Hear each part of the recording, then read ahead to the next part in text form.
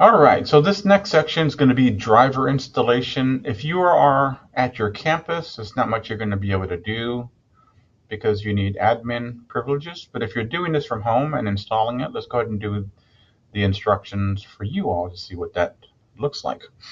All right, it says if you previously completed the TerraSAC control panel setup, this has already been done. This is only done for the very first project. This setting will be correct for all future projects.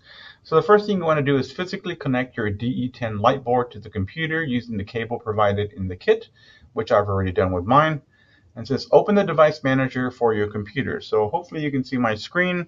Go to your Microsoft start menu there, right click it, and then when you right click it, if you're on 11, you'll see what I see. If you're on 10, you might see less options, but device manager should pop up either way, whether you're on Windows 11 or 10.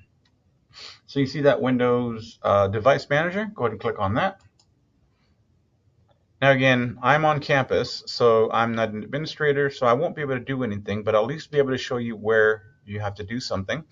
Right? It says you are logged on as a standard user. You can view device settings in Device Manager, but you must be logged on as an administrator to make changes.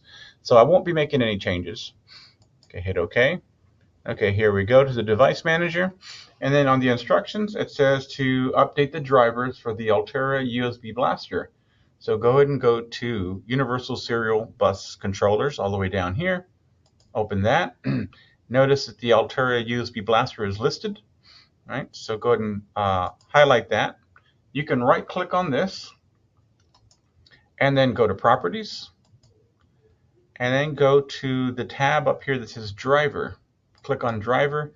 Now mine is grayed out, but yours should be highlighted.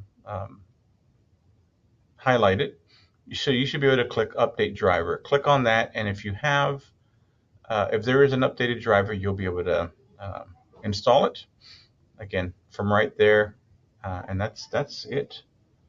All right. Once it's done uploading, go ahead and hit OK, X out of all this, and you should be fine. And that is part 11, driver installation. Thank you very much. The next section will be download your project to the DE10 board.